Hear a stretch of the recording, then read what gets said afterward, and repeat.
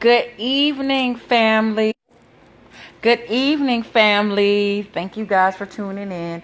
Happy Thursday. I'm so happy it's like Thursday. It's the end of the week. It's been a great week so far, so I'm excited about that.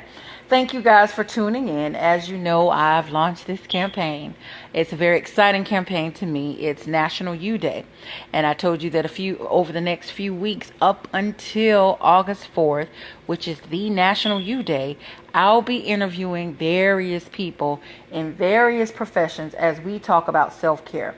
We'll be talking about, self-celebration, self-appreciation, whatever in life makes you happy. It's all about you on National U Day.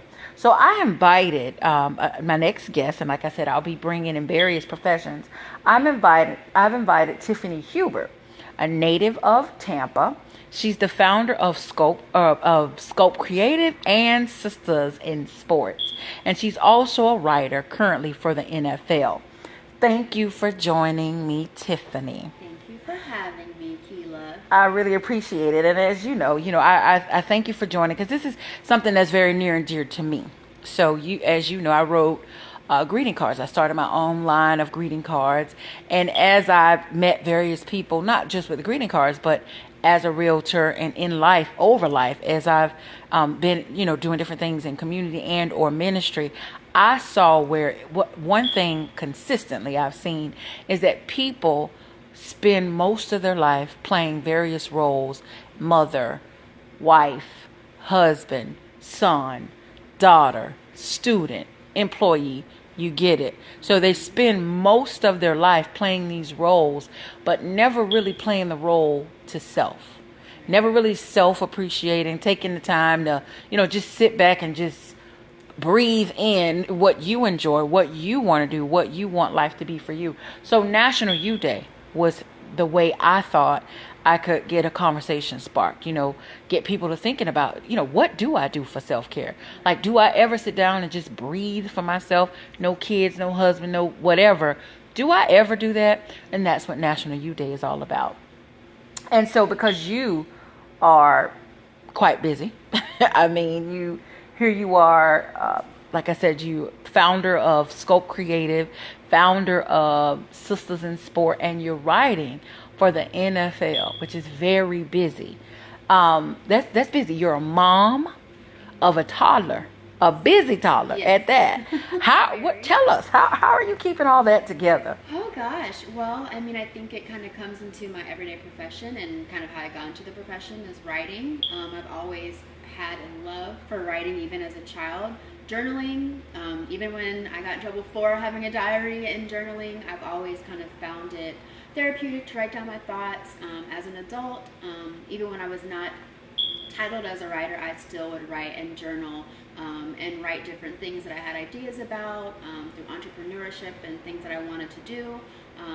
So how do I keep it all together? Kind of just writing it. I have checklists. I love agenda planners. I love writing through processes by hand. So. Wow. And it is therapeutic. Yes. I think journaling is definitely one of the things that is very therapeutic. Because from you never know what your schedule is going to be from day to day, and you find time to fit in journaling. So try to. You try to, and I think, I make sure, of course, to write down the date on my journal, so then that way I can go back and be like, oh my gosh, it's been 5 weeks since I wrote anything about it. Another thing that I've started doing actually just kind of a couple months ago was one of my kind of self-care checkpoints was my nails. I'm failing at it right now because they're not painted. So one of the things that I said, I need to slow down. I need to kind of keep it all together. And one of my ways to check on myself is take some time to get a manicure or paint your own nails. Life has gotten busy and I haven't been able to do that. So this is one of my constant reminders to slow down and schedule a little bit of time for myself. I totally agree, because I think what happens is, people turn 60, 70, 80, 90, 100 plus years old, and then they start to have regrets that they didn't do enough of. Mm-hmm. And so I'm hoping that people will hear the National U Day, it's alarmed everywhere. National U Day, National U Day. And then at least begin with a small, accomplishments of at least taking time to prioritize self. Because I don't want to see people have regrets. There's so many stress related ailments, heart disease, strokes, other catastrophic illnesses tied back to stress. And I think the more we take time to kind of de-stress, the more we take time to kind of take control of what's happening in our lives, we have a better chance of not struggling with the stress factors. And like I was saying to all the other interviews, we've seen in the last, week or two, two major suicides. And I'm not saying that they were all just related to stress, but I do believe either it was stress from the, what you may think of other people, what they may think of you. And then some of the stress might have been self-inflicted. Either way, being grounded in what you want, being grounded in who you are, being grounded in you will keep the focus off of other people. Because no matter what, nobody's going to accomplish your why, your purpose like you. So find that out. Definitely. No, I agree. I think a good thing for me, because as you noted, I do kind of have a lot of moving parts to my everyday life, but sometimes you just have to say no. I think part of self-care is learning to say no. I'm not available. No, I can't do this. No, I will not do this. I think that's a part of it, because kind of we're by nature, or I am by nature, I want to help a lot of different people. I want to be able to of course, be a great mom. I want to be able to be, a great employee, a great mentor, and different things like that. But sometimes that also means taking a step back and saying, I can be a better person if I take a pause and reevaluate and take a breather and know that that's okay. So I think that's another thing, is like learning and being okay and being confident in your no. Yeah, confident in your no. Because no to someone else is yes to you. Right. So the more I say no, the more I'm saying yes to and me. it's not never. It's right. just, hey, not at this time. Or I think I remember reading it one time, instead of saying, I don't have time for something, just say, hey, it's not a priority at this time. Because that's another way of saying, hey, it's not a never. It's just right now my priorities are this. Yeah. And people respect that, because you said no. Right. So I totally agree with that. And like I said, you wear many hats, and then being able to keep it all balanced, you keep it pretty under wraps. I've not seen you lose it. So you've done a good job at that. And I think it helps people to see, that somebody that's home, maybe they don't have time to go do some of the other things some of the other people have done as things that they enjoy. But writing is definitely one therapeutic way of doing that. It's something that everybody can do. But if it's not for you, like, think of one thing that you do like, or one thing, like myself, I told myself it was my nails. So maybe it's facials, maybe it's pedicures, maybe it's, who knows, a bubble bath. Maybe it's something as simple as that, but have those like checkpoints for yourself to say, okay, I need to take a breather. I can give myself this amount of time to do nothing but dedicate to myself. So maybe it's not writing, but maybe it can be other things. I totally agree, and thank you for that, because I think that's something that everybody can do. So everybody can relate to the benefits of writing, especially when you're writing about you. Right. The favorite topic in our life should be us. Right. You have your goals, going back to them, create those checklists, and be able to come back to that. And then at the end of the day or months later say, wow, I accomplished that. Right then it was just a vision. It was just me journaling. But then I brought it to fruition because I kept writing about it, and it became a part of my vision. Absolutely. And thank you for sharing that. So tell us about, I've already told you you're a writer for the N.F.L. I want you to share Sistas in Sports. Yeah, so Sistas in Sports, it's we always say it's an online destination for women in sports. So it was started by my colleague and I, Alexandra Holt, and we desired to connect with other women in sports. Tampa is considered a small market, and so we found that it was kind of difficult to connect with women. It's already a small pool of us, and then on top of that, it's an even smaller pool of women in sports. So we wanted to connect with each other. So we created this online where we highlight different women in the sport world doing numerous things. So I think it's great to show people, yes, we have amazing female athletes, but we also have amazing female sports executives behind the scenes that are really knocking it out of the park. So we share our game day experiences, we share our career goals, we share our journeys and how we got where we are, all through that online destination. And I love it. Because on game days, Yeah, I your game day check check-ins. in. Yes, ma'am. That's for everybody, whether you work in sports or not. Right. Do your game day check-in. Show us your game day, what you're wearing, where you're at, what stadium you're checking in from. Because, of course, we know that women also love sports. Yes, women love sports, and we understand. Oh, for sure. We That's get a it. given. We know what a touchdown is. Oh, that's a We given. we know what an interception is. That's a given. I think we know what an offside kick is. All of that. We know what defense means, but All I of think they take for granted. Women don't know. Well, Men do. we make the world go round. We make so the world go there's round. that. Yes, women, we do that. So I love that. And then your the different posts that you put out there and you feature. I really like learning, about the different women that you've highlighted. Like there's been some pretty amazing stories. Yeah, and it's something that I enjoy as well, because I think with any profession we all have our different kind of paths, and I think it's a great demonstration of not everything doesn't happen the same for everybody, and just trust the process that you're on, and it just works out great. So it's been really fun, and I'm looking forward to continuing it. Good. I like that. And just seeing women in Yes. in an industry that's been predominantly Historically male dominated by males. by males for sure. And every time somebody says, when you work with different athletes, like if I go to different stores, sometimes I go to Rooms to Go. You introduced us to a guy over there, some of the other people in different retail locations. Like, why would you want to help with somebody in, you know what I mean? Like, how could you relate to some of those people? Like, you're working with these guys. Do you even get it? And I'm like, they're the same. They're people. Like, it's the same difference. We can work with people, although we're not the same sex. We can work together. And so their thing was like, do you even understand? Like, is it offensive that you don't understand? They automatically assume you don't understand sports. And it's so funny because I'm like, I get it. I attend games. Like, Right. I love the sport. I like football. I like basketball. I don't know about baseball, but I like the sports. I like watching it. I don't play it, but I like watching. I think that's one of the things that drew me to the sport industry was that you can go to a game, like as a child, go into a game.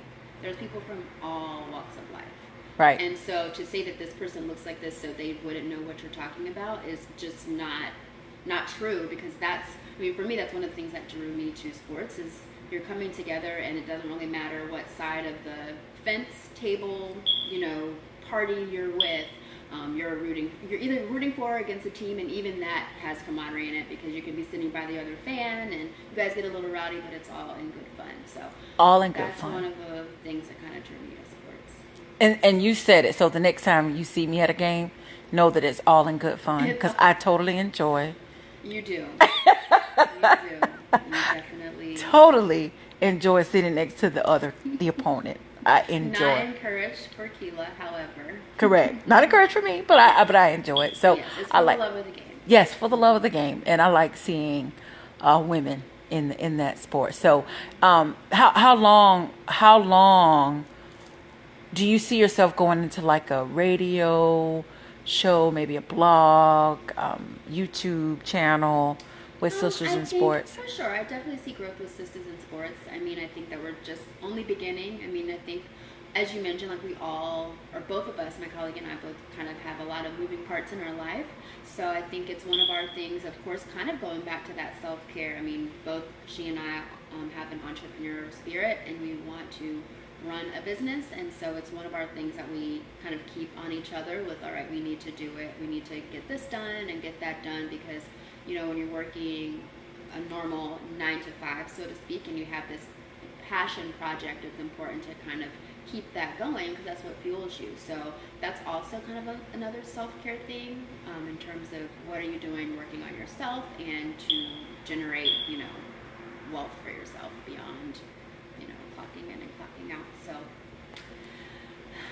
yeah, that's a lot. That's good, because I enjoy that. What's those social handles so other people, as you mentioned, you want them to share the game day experience? Yeah, everybody can check in, whether they're at a college game, a professional sports game. It's going to be at Sistas, Sistas, Sistas in Sports. And that's on all social. So Twitter, Facebook, Instagram, you can always find us there. And then when you want to do your game day check-in, you can @ us or hashtag us with Sisters in Sports. And we would love to feature you on our website. Awesome. I love it. So, on National Youth Day, as you know, it's going to be August 4th. I want to know, what are you going to do special on National Youth Day? Well, I can say without doubt, I will be at work. that is a day that we have. We're in the midst of training camp, so we will be there. But that does not mean that I cannot take care of myself in that day. Training camp is not all day. So I will make a commitment, as I would encourage anybody to make a commitment, that on August 4th, National Youth Day, that you do something for yourself. If my nails are not done, they need to be done that day. So that's kind of one of my self-checkpoints, and I would encourage everybody else to kind of have that, if nothing else, for National Youth Day, and hopefully that'll be the start of them implementing self-care. Yes, I hope that on that day that they will. And this is, like I said, I'm hoping that everybody sees the benefit to a National Youth Day or many self days leading up to National Youth Day. So take a me day every day if you want to, every other day, once a month, whatever. But on August the 4th, I want everybody to do something for themselves that would be for National Youth Day on August the 4th. I also want them to share this information. So I'm doing these videos to help spark the conversation in Tampa, but I want it to go other places as well. So I want to start here, but I want it to take effect. I want everybody to be hashtag on social media, National Youth Day, hashtag me day. Let us know that you get it, like you understand the benefit of a National Youth Day. If you have a questions, what are some of you doing on National Youth Day that's watching? I want to know, like, what are you doing? It may help somebody else decide what they're going to do. I also know that if you share the video, or you share the video several times, I'm going to be doing a drawing on Saturday. And that drawing is for Alex and Ani bracelet with the U. So it's for you. It's your U Day for National Youth Day. We also will do another drawing on next week. Each week we'll be doing something as a giveaway that's surrounding Youth Day. That's how committed to National Youth Day I am, because I think if it takes effect the way I see it, I envision it everywhere nationally, that they'll be celebrating Youth Day. I want people to begin to do it nationally on that day, but I also want to see many Youth Days, because I want to minimize those episodes of stress-related anything. Right. Minimize the depression and the issues that come with not taking those days, because you don't want to leave here filled with regrets for being the awesome wife, the awesome husband, and you have that regret on the inside. You never really found or worked on your why, your purpose, or anything.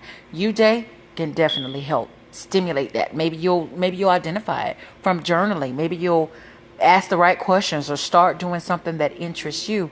I think one of the things I'm saddened by the most is when you meet different people and you may ask them who they are. You're just doing a conversation. You want to know who they are, and they start telling you about them being a mom, or them being somebody's wife or husband or whatever. So that tells me they're really not sure who they are. They've been so attached to the other person or to that child or whatever so long, or where they work or things like that. Right. You're attached to those things, not who you are. I want to know about you. Yeah, we're having a conversation. Identity. Yeah, what's your identity? So it's my hope that National Youth Day will kind of do that for people as we begin to navigate. This is year one. So we'll see what the impact will be, but it's my hope that it does take effect and people everywhere benefit from this Me Day, and that will be the testimonies I get from everywhere. Check in on Youth Day. Check in on Youth Day. Listen, Tiffany, I really, really appreciate you joining me. This was exciting. It's been fun. We've had a really good time. We can still talk more about Sistas in Sports, but for Facebook, you guys hashtag. Let me know you're watching. Tell me what you're going to do on National Youth Day, but definitely hashtag National Youth Day, hashtag Me Day. Let us know what you're going to be doing on that day, or what you would like to do on National Youth Day. I thank you for watching. Again, if you want to follow Sistas in Sport, I encourage you to do so. Tiffany, tell them their social handles again. Sure. It's going to be on all of our social handles at Sistas in Sports. So it's going to be on Twitter, Instagram, and Facebook. And again, of course, we'd love for you to check in with us. Definitely check in on your game day experiences, high school, college, and or professional. Thanks again, guys. We're signing off with National Youth Day interviews. The kickoff is going well. We'll be back. Thank you again for tuning in. We appreciate all of your views and we would love your comments. Have a good night. I'm signing off.